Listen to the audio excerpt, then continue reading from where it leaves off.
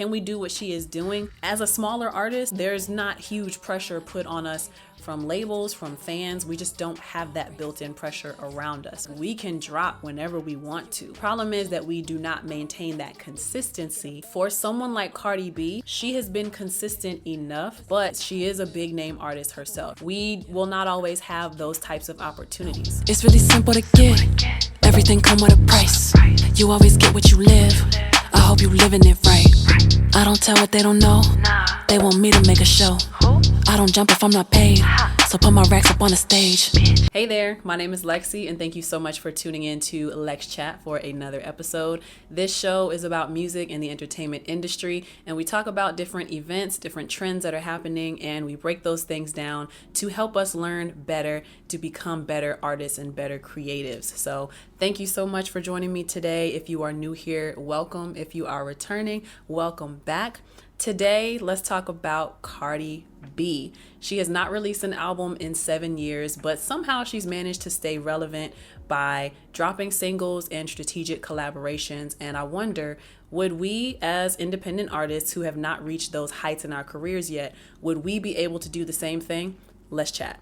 The reason why I decided to do this topic is because I was watching a YouTube video by fellow YouTuber Cameron Suzanne, and her video is called "It's Been 7 Years, Just Keep It," and it's about Cardi B, and exactly what the title says. It's like, it's taken 7 years for her to release an album. Are people still excited about it? Do people really want it? Does it matter whether she drops or not? Because there have been years of promises made, and those promises have been empty for 7 years, right? And there were a few themes that she talked about in her video that I think as artists we could really learn from.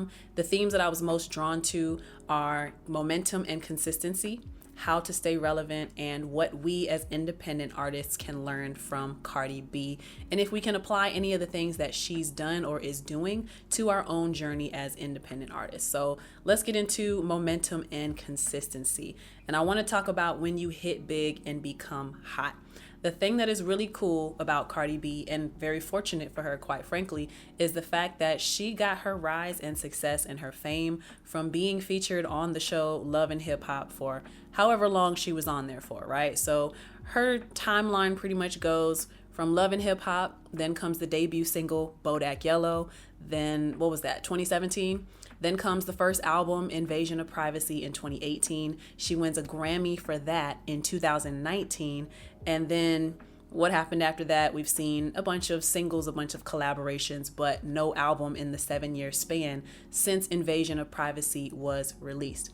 And we all want to have that big hit, but it's a great reminder of what are you going to do with that attention once you get that big hit? What next? What's going to happen from there? Honestly, Cardi B is no different from a lot of us, because I don't think we ever truly take the time to answer this question as creatives or as artists. Once we get to where we are going, once we get that big hit, what do we do from there? A lot of us are actually unprepared and haven't even thought about that answer to the fullest, and we haven't gone in depth with it.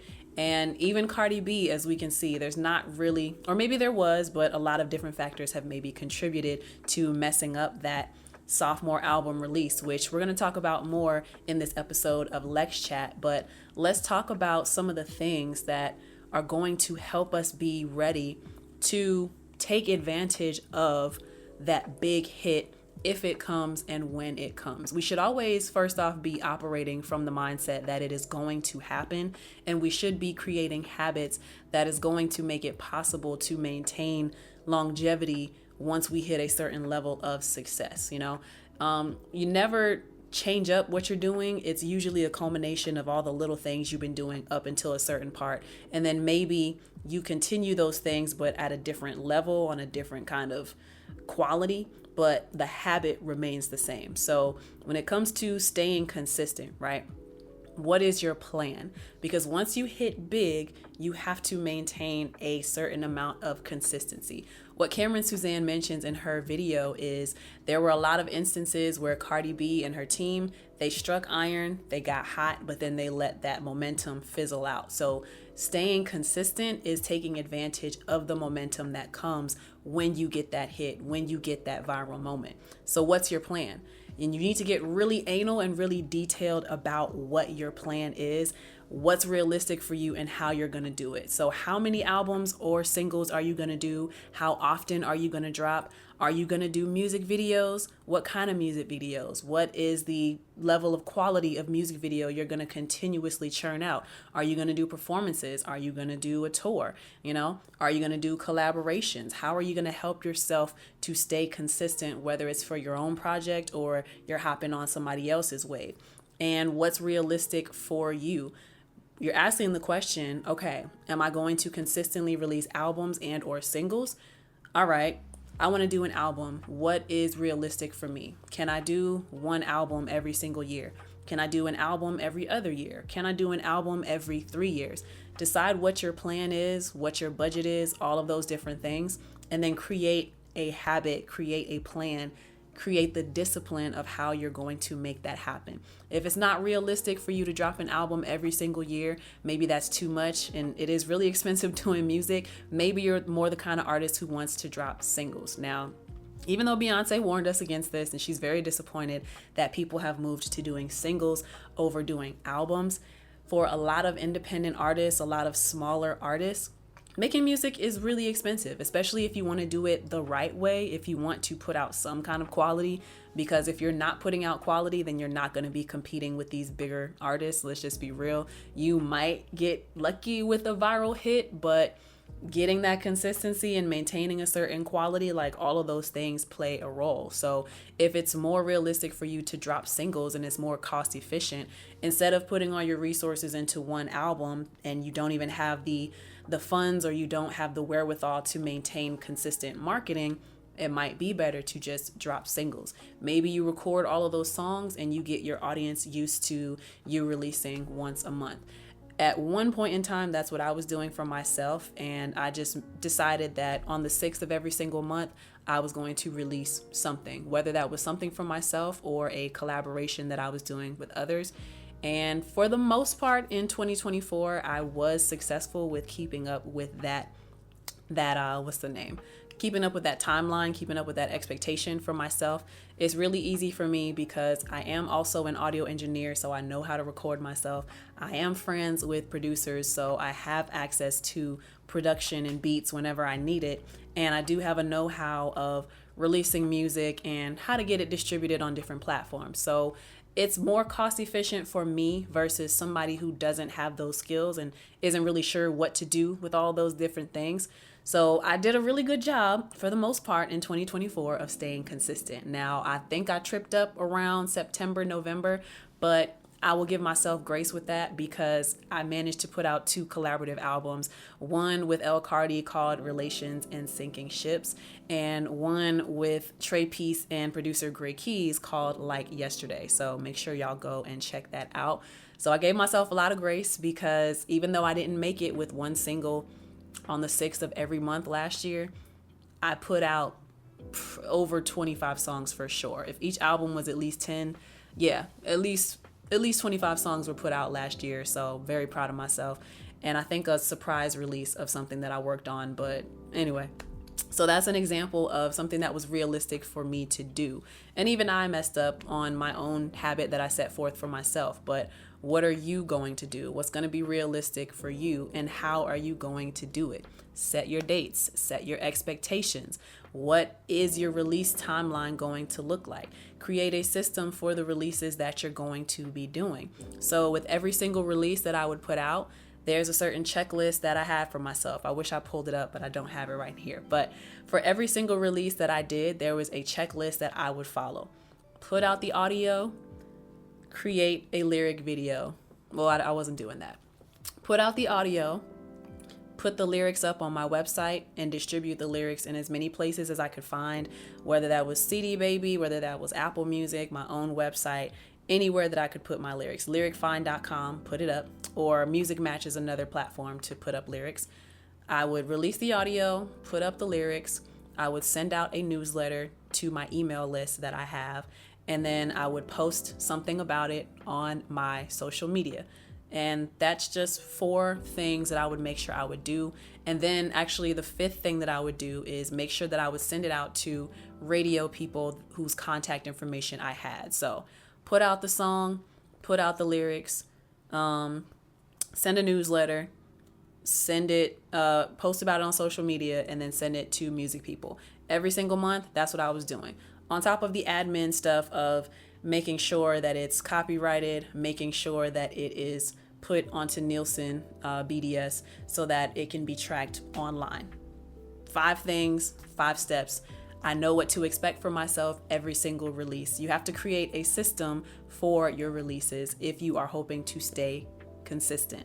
So make sure that you are clearly defining what you want to do, get as detailed as possible, make sure you're being realistic, and then set your standards and create that system and just go from there. Keeping in mind that, of course, we want to stay consistent, it is also not realistic to expect nothing to go wrong. I think that's like one of Newton's laws or something. Anything that can go wrong will go wrong. But there are certain threats to consistency that can pop up. And this is where Cardi B's like timeline of things, it becomes really interesting to study. Again, I will reference Cameron Suzanne's video. Make sure y'all go and check that out because it is actually very interesting. When it comes to the threat, like what kinds of things keep us from being consistent, I have a little list here that I made for myself, but let me know what things you think cause us to become inconsistent. So the number one thing that threatens consistency is life. Life be lifing. Shout out to Dr. Cynthia Williams. Life be lifing. Things happen. Things get in the way. There are issues with money. Some of us, like as a woman, I often want to start a family, or we get into relationships, and these relationships either progress us or they severely cripple us and they put up barriers. So life happens, family, sickness, all kinds of things happen in life that just make it so that a wrench is kind of thrown into our plans, right? And we can't control everything that's going to happen in life, but we can plan as much as we possibly can to either how are we going to act when these things happen, or what are we going to do to make sure that we can keep our plan here while also dealing with all of the things that pop up in life, right? Other thing that is a threat to consistency, losing passion for it and burning out. I know for myself, I have been consistently working towards a career in music since 2013 is when I moved to Atlanta. And that is when I would mark my personal journey of, taking music seriously and being professional with it and yada, yada, yada.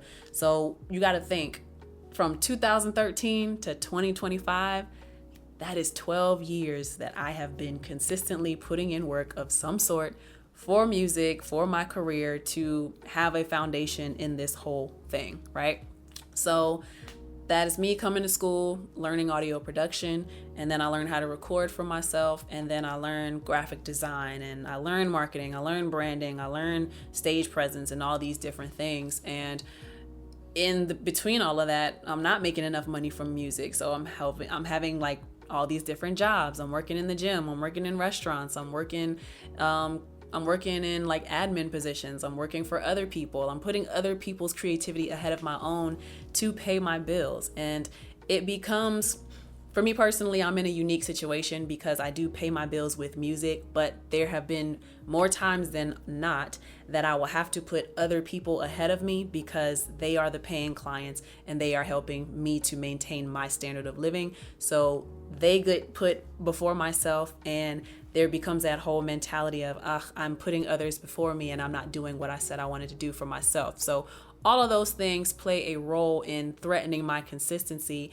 It causes me to lose passion, and it has caused me to burn out a little bit and to hold myself accountable. Like I said, I did not finish out 2024 with consistent drops, consistent singles from myself. Even though I had those collaborative albums, I was not consistent and I did get burned out. And unfortunately, it's taken a lot of restructuring and it's taken a lot of thinking about, well, what can I do to get that spark back? I have taken steps to get that spark back, and I have taken steps to restructure my life so that there is less stress and there's a bit more clarity around what I want to do. And something that's really helped me along this whole journey has been Magic Mind, which is something that I've added into my daily regimen, is this mental performance shot. This is called Magic Mind, like I said. So let me show y'all really quickly. This is called Magic Mind. It's a mental performance shot for, less stress, sharper focus, and more calm energy. And this has really been a game changer for me, adding this to my everyday. I don't experience that burnout as much as I used to because this helps me to take a breather and say, okay, I know what I need to do and I have the energy to do it, and I'm clear on those goals. So I would really love for y'all to add this to your routine and your daily regimen. If you are feeling burnt out the way that I have been, it might be time to restructure some things in your life. I've had to get a new job. I've taken on a different aspect of music, and it has helped me a lot. And I've also been taking Magic Mind at the start of my day each day so that as I'm going through the day, I can maintain that focus. I can maintain staying on task, and I'm not stressing myself out about what is getting done, what isn't getting done. It's a mixture of discipline as well as using what I have at my disposal, which Magic Mind is part of that routine. And then it's knocking it out. I have my plan. I just need to work it. I don't need to be stressed out about it. And Magic Mind definitely helps me to not be stressed with ingredients like ashwagandha, which I've heard is really great for not caring. It gets you mellowed out. That's one example of the organic ingredients in it. Hold on.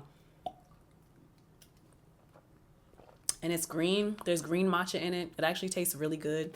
There's a lot of great stuff in there. So if you want to add this to your daily routine the way that I have, go to magicmind.com/LexMay to get 20% off of your order.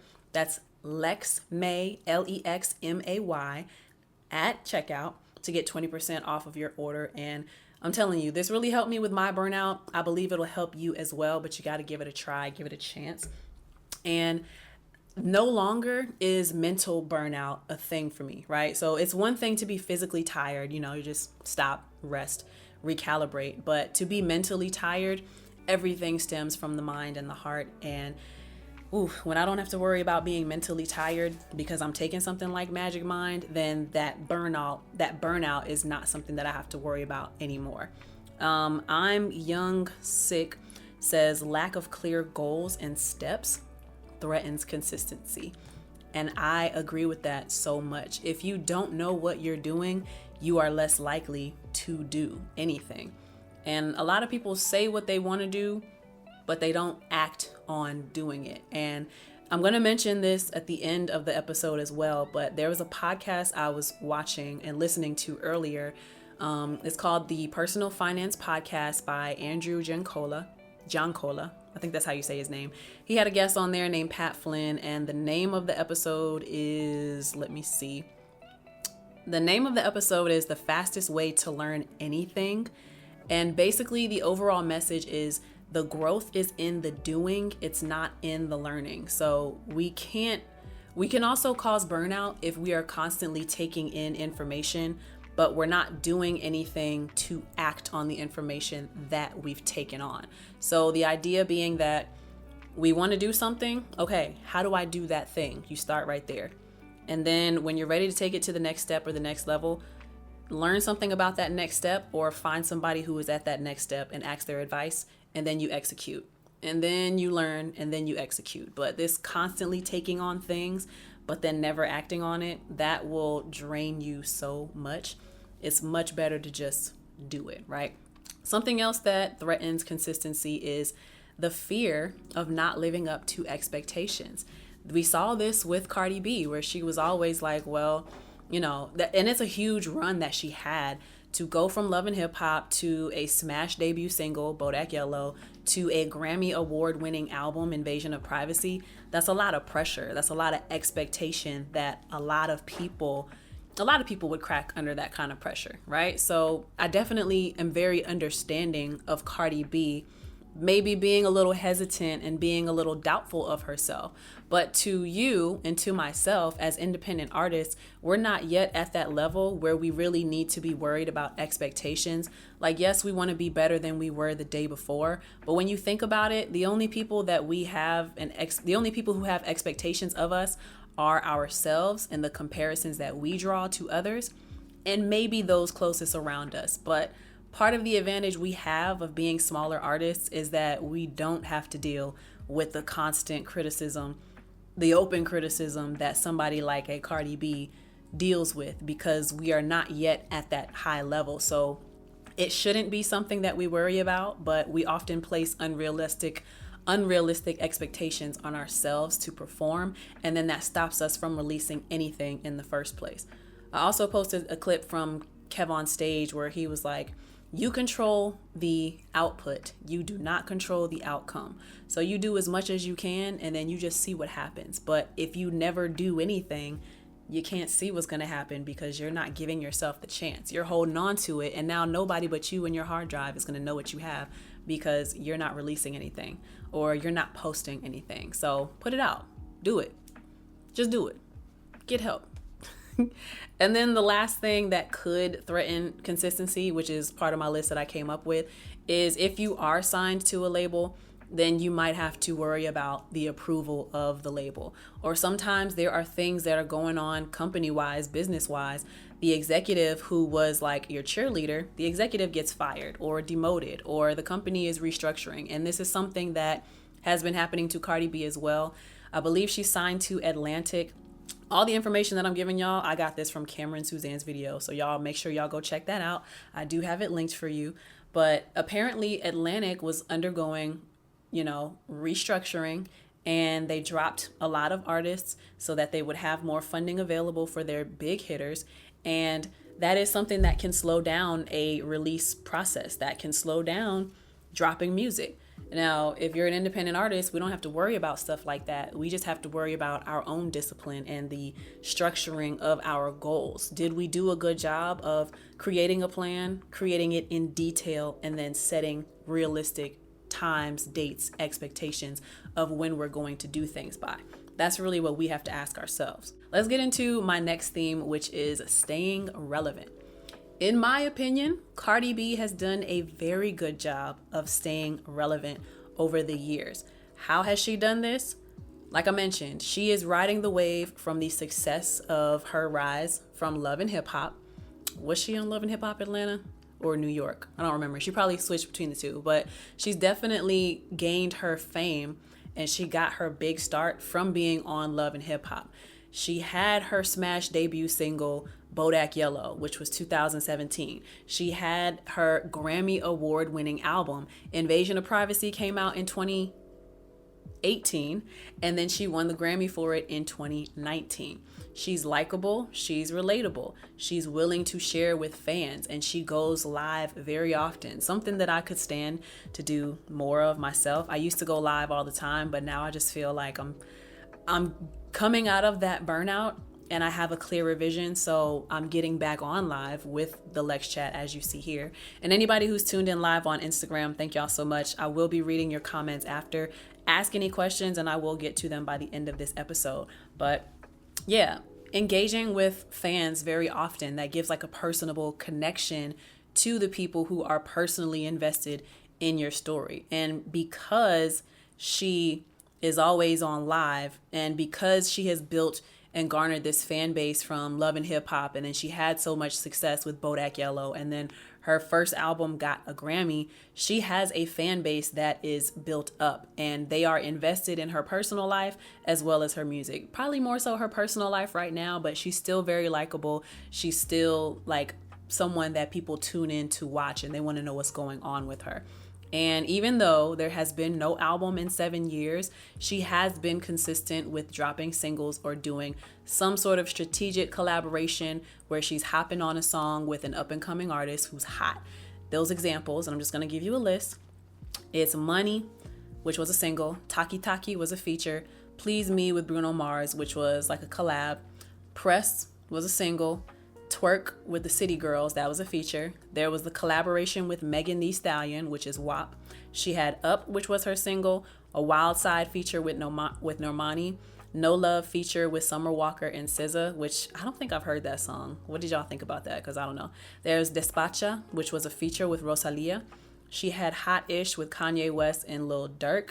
Tomorrow 2, which she featured on with Glorilla.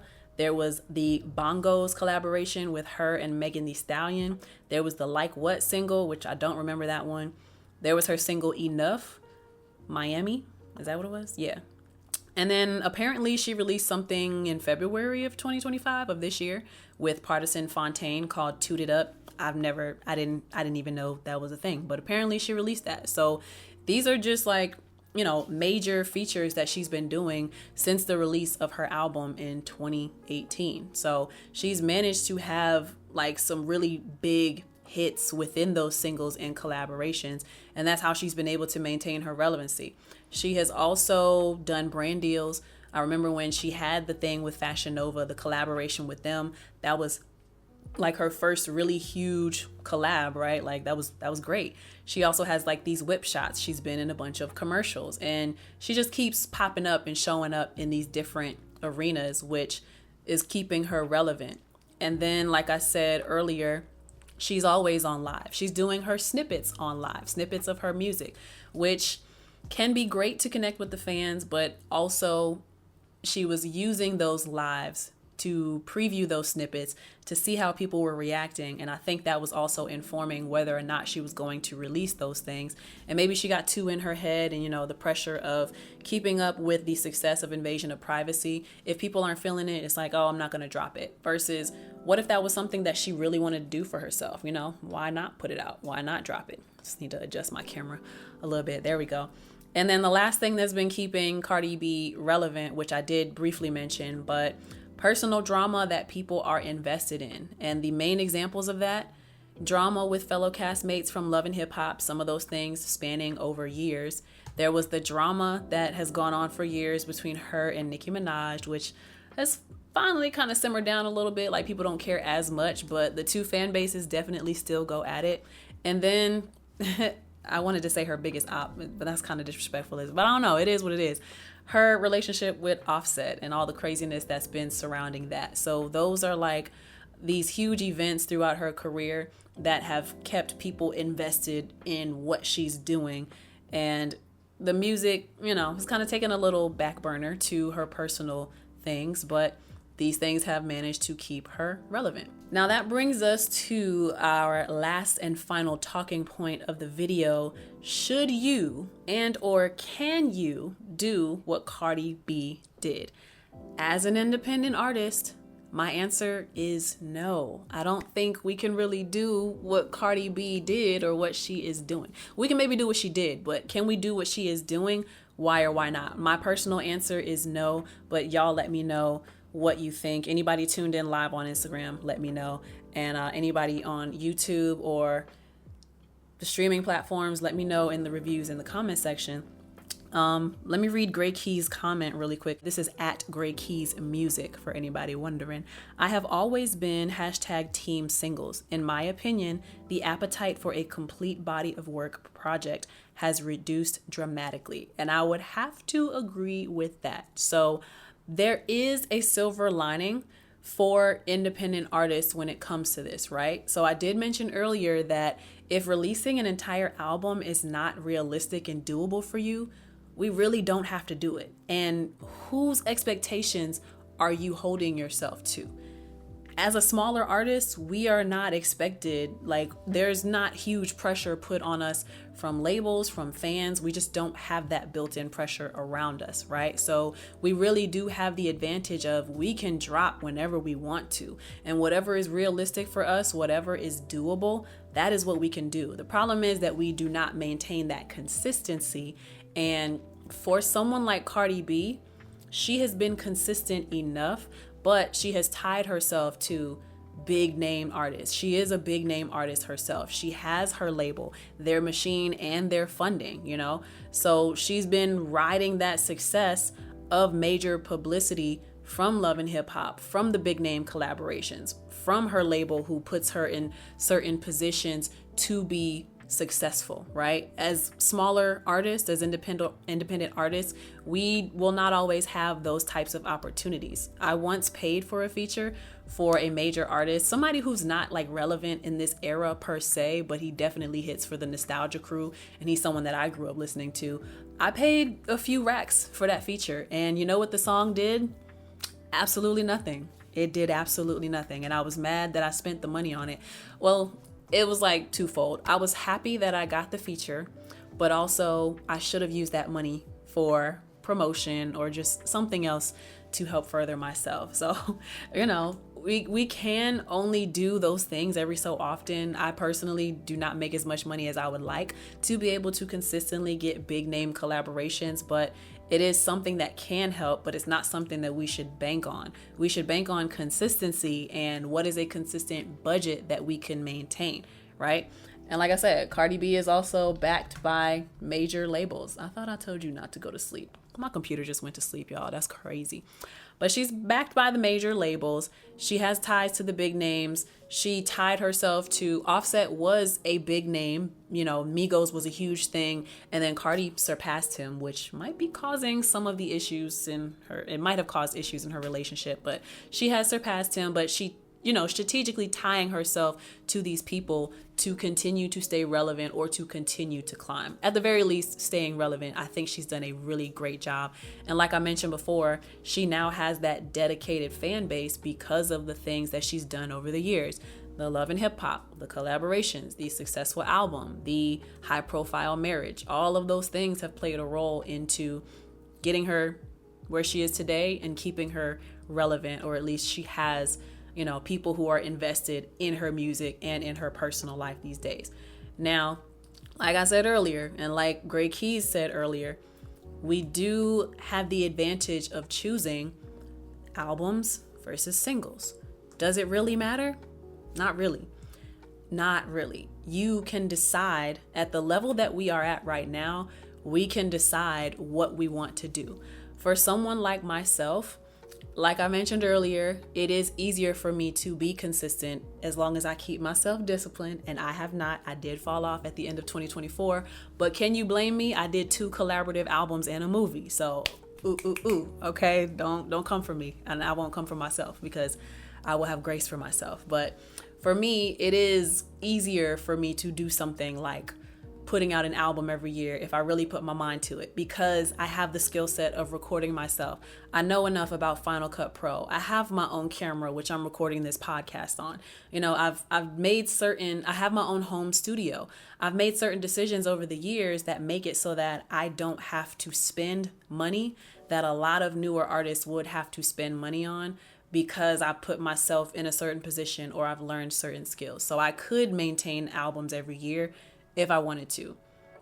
But I choose to do singles when I was consistent with that. That's a whole nother conversation. Y'all let me know what y'all think, okay? Gray Keys Music says, your work ethic has always been outstanding. Thank you very much, Gray Keys. I do work all the time. I'm always doing something, but at the same time, because I'm always going, it does come at the cost of people feeling like I'm not hearing them, or I'm not seeing them, or I don't want to work with them. And it's not the case. It's just, you got to get on my schedule, which y'all should listen to that on the album that I have with Trey Peace and Gray Keys called Like Yesterday. The song is called Schedule. But anyway, other things like consistency matters even when you aren't seeing the recognition of it. I'm trying to stick to my notes here, but consistency matters even when you are not seeing the recognition for it. So thank you very much, Gray Keys, for recognizing my work ethic. I do have crazy work ethic, and part of my burnout that was getting to me, I had expectations of where I thought I would be by now. Like I told you, I would say that my journey started in 2013. It is now 2025. That is 12 years of consistency, 12 years of putting points on the board. And I thought that I would be further. I thought I would have more connections. I thought I would have been on bigger stages by now. And part of where my burnout came from is not being where I imagined, where I fantasized about being. So, but even though I am not necessarily where I thought I would be, certain things just snowball, you know? I put up a post on my Instagram the other day. It's like, I work so much, I forgot everything that I've done. And it's the mindset that we should keep is daily deposits, daily shots, right? It's not about the 3-pointers. It's not about the big sums or the crazy, the crazy spectacles. It is about those small, consistent steps, even if they're slow, every single day, And talking about the podcast that I recommended to y'all earlier, the Personal Finance Podcast, look at that episode, The Fastest Way to Learn Anything with guest Pat Flynn. It's, if I can do 1% every single day, then imagine after 100 days, I've already done more than, like, that's only a third of the year, barely. That's barely a third of the year. So the mindset that we should always keep is just keep consistently doing something, even if it's small. Do what's manageable for you. Do what's realistic for you. And time is going to pass anyway, but you'll be surprised at what those deposits add up to. Just keep putting points up on the board. You'll be surprised how far into the game you get. And that's really how I try to keep my head with that tunnel vision. Like, I don't really want to be too influenced by anybody around me. I really just want to put my head down and work. And, whatever successes come up from that, then hallelujah. If not, then I'm going to keep doing it, because it's really more so about the work ethic more than it is the talent or the accolades and the recognition. And I also want you to be wary of self-doubt. Avoid expectations from yourself or others. Avoid the fear of doing something, right? So we can have expectations of ourselves, but like I said, don't get so caught up in what you thought things would be that you psych yourself out of doing things just because you're not where you thought you should be by now. That is a trap that I think a lot of us are very prone to fall into, and it feeds that burnout, and it feeds that attitude of, well, why am I doing this? Nobody sees me anyway. There have been so many people over the years who say, wow, Lex, you're doing it. And here I am, I'm like, yo, I don't feel like I'm doing enough. I'm damn near killing myself, and I still don't feel like I'm doing enough. But there are people watching who are inspired, and there are people who, just as I'm about to give up on this thing, God sends y'all's messengers. God sends me people like Gray Keys. God sends me Maurice Beats. God sends me Trey Peace. God sends me El Cardi. And it's like, God sends me Sean King. And it's like, no, Lex, keep going. You may not feel like doing music, but hey, do you want to do this collaboration? I'll be like, all right, let's do it. I'm not even doing stuff for myself at this point. Y'all are literally dragging me. I'm hanging in there. I'm just saying, thank y'all so much for keeping me on course, because anyway, be wary of self-doubt. Don't let it get to the point to where you're not doing anything just because it's not as perfect or it's not the quality that you want. You can't get better if you never do anything, So you got to do it. You got to put it out. You got to hate it. And then you got to critique it and say, okay, now I know how it's done. I think I want to do this differently next time. And then you do that different thing, and then you put it out. And then you critique it and you say, I want to do this different. Do that different thing, and then you put it out.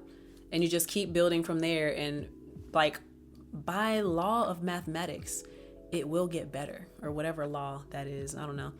But like I said, the advantage we have as independent artists is that we're not going to face nearly as much criticism as Cardi B has, which means we can experiment and we can do what we want. So break yourself from the shackles of anyone's expectations outside of yourself. And even then, be careful of the expectations that you set on yourself. Just make sure that you are consistently doing and releasing and getting better. By sheer numbers, you will get better. The time is going to pass anyway. Keep doing it. Which leads me to my last point.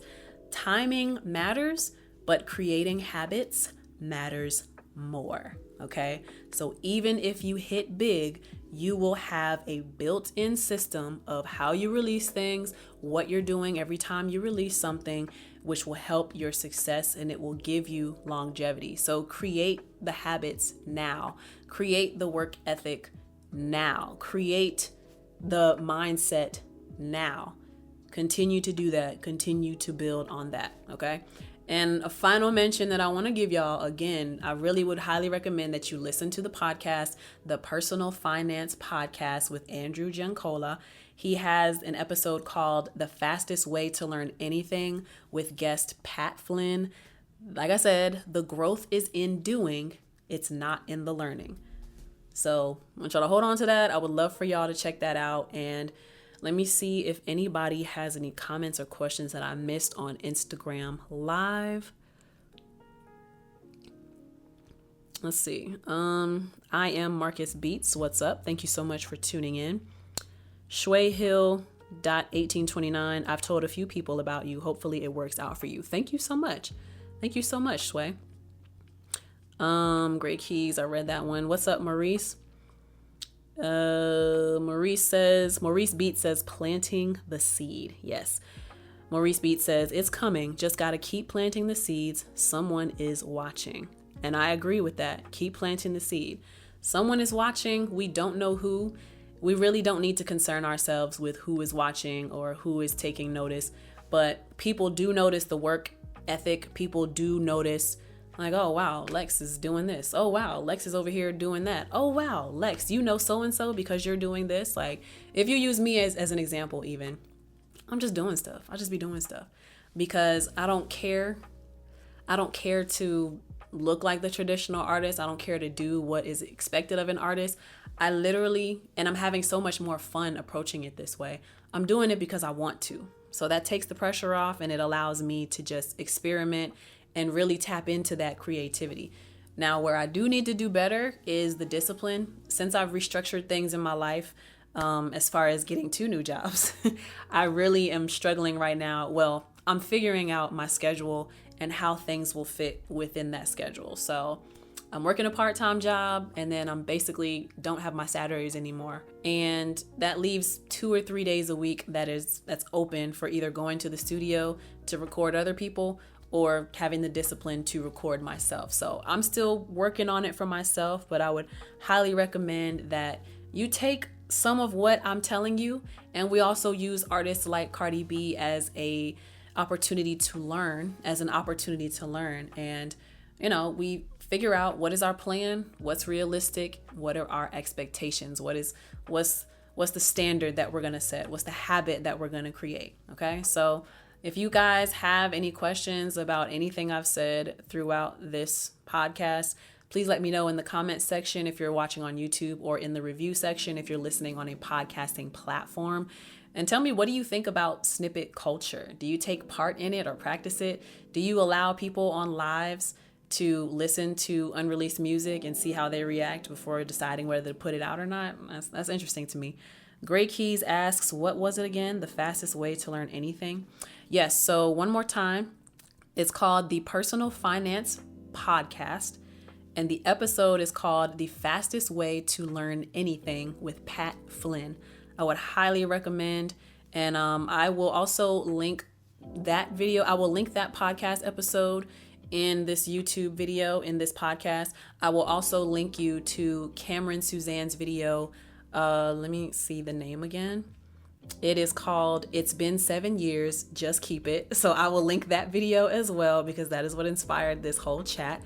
And make sure y'all like, share, and subscribe on all platforms. Hit the notification bell so you'll be notified each and every time I post a new piece of content. And yeah, official Mr. Flat Shoal 74 says the pressure to repeat a high level of success like Cardi's first album is a real thing. And that is exactly why she is the perfect person to study from. And I would even use her as a cautionary tale in some instances. But let me know what from this podcast episode really stuck out to you and leave it in the comment section, leave it in the review. I don't have any, I'm moving into my announcements now because we're about to close this thing out. I don't have any latest releases. I mean, I do, but I would rather tell y'all about what is coming up and what to look out for so y'all can help me stay consistent and stay accountable. So I am working on an album with an artist called Sean King. It is called Follow. We're just waiting on the album cover art for that. So that's about to be released very soon. I think July is going to be the release date, July 2025. I also have a couple singles coming out with T. Scully called Go to Work, featuring Mr. Flat Shoals. And I have an upcoming single with Maurice Beats called Late Night Call. And I also got to throw in there, I got some more music coming with myself, Trey Peace, and Great Keys. Y'all just be on the lookout for that. The next coffee date is going to be the first, oh my gosh, it's not called coffee date anymore. The next sip and chat, I need to change this in my notes. The next sip and chat is going to be the first Sunday of the month. The next one is going to be in July. That's Sunday, July 6th at 7 p.m. Okay. I don't have any upcoming shows and events like for the public. I am singing with a corporate band now, so I got hella shows coming up in July, but nothing that y'all are invited to because it's invite only. I also want to give a shout out to my patrons, Mr. Flat Shoals and Eldon. Oh, and also Alton. Thank you guys so much for supporting me. That really does help me when y'all become a patron. If you would like to become a patron, you can do so at patreon.com/LexCATL to support me. A little $5 a month. It really does go a long way so that I can continue to pour into my creative community, which is you out there. And then lastly, I would like to mention Magic Mind one more time. I already drank my bottle for today, but this is something that is helping me combat against burnout. You know, I take this and it gives me more focus, less stress, and calmer energy. And I really feel like I can tackle the day. Go to magicmind.com/LexMay for 20% off. That's magicmind.com/LexMay for 20% off of your order of Magic Mind. Stay tuned to my social medias. I might do another giveaway for another box of this. So yeah, thank y'all so much for tuning in to Lex Chat today. My name is Lexi. Until next time, peace. Nobody told you to get on the wave. You got a drip, got blue bands coming on the way. It's a rainy day. All my plans never stay the same. It's a case to case. That's your man's or he wanna taste. Bitch, get out my face. Got the mans, this'll make a break. Put 'em in a place. Got blue bands coming on the way. It's a